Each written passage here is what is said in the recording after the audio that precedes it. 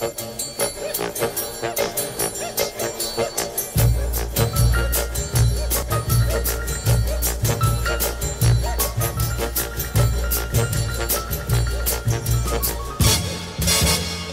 ce que vous faites, c'est une passion? Disons que c'est pas vraiment une passion, mais ça fait partie d'une passion. Ma passion première est la peinture et le dessin. Et je me suis dit que c'était pas mal d'avoir un métier aussi à côté qui pouvait également avoir un lien avec cette passion première. Donc effectivement, de ce métier, de cette passion découle un métier qui est le métier de professeur d'art plastique et d'art appliqué au lycée professionnel. Et donc, dans votre métier d'art plastique, vous devez certainement connaître quelques peintres. Ah bah oui, complètement, j'en connais même beaucoup. Oui. Donc vous pouvez nous en citer 2 ou 3. Je en cite 2 ou 3, ceux que j'aime pas, ceux que j'aime. Ceux que vous aimez. Ceux que j'aime. Alors j'aime énormément de peintres, donc je vais t'en citer vraiment 3, mais c'est un petit peu injuste. Hein, donc je vais c'est très difficile comme question, hein, c'est comme citer un livre, un film préféré. Hein, donc je citerai Caravage, que tu connais forcément, oui bien sûr. Vermeer, que tu connais vu que tu as déjà mangé des yaourts Danone, et c'est la publicité, la laitière. Et puis je citerai Francis Bacon, un peintre anglais du XXe siècle. Et donc, vous, est-ce que vous faites également de la peinture? Ouais, j'ai la chance d'avoir une production personnelle, hein, donc de pouvoir travailler la peinture, et puis le dessin, et de pouvoir faire des expositions, pouvoir exposer. J'ai exposé l'an dernier à Blois à la mairie, et là en ce moment j'expose à Caen, au Drac de Caen de Basse-Normandie, une exposition qui est en lien également avec le rectorat de Basse-Normandie. Et donc, est-ce que vous pouvez aussi nous parler de Saint-Char? Ah, tout à fait, oui, ça fait une petite quinzaine d'années que j'y suis, donc je peux en parler, oui.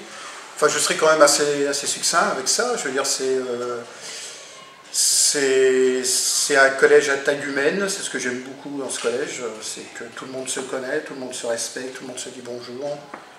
On a vite fait de reconnaître les élèves dès la 6e, on n'a pas besoin d'aller chercher dans son cahier pour retrouver, dans ton biloscope pour retrouver l'identité de l'élève en question.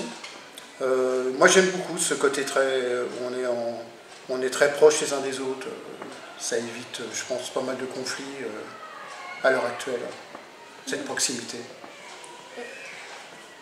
Et vous pouvez aussi nous parler de votre rapport avec les élèves alors? Alors,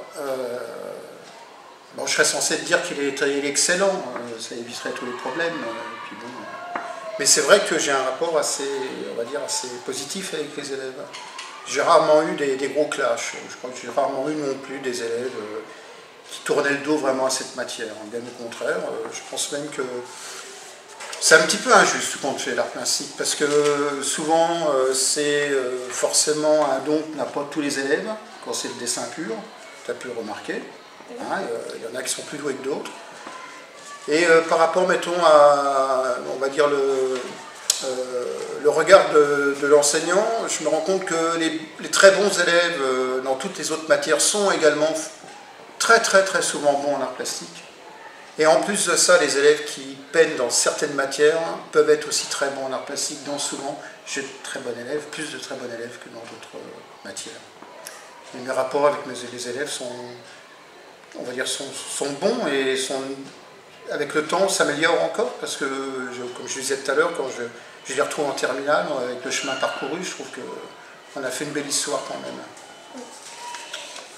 Et pour finir, quelle joie vous procure ce travail?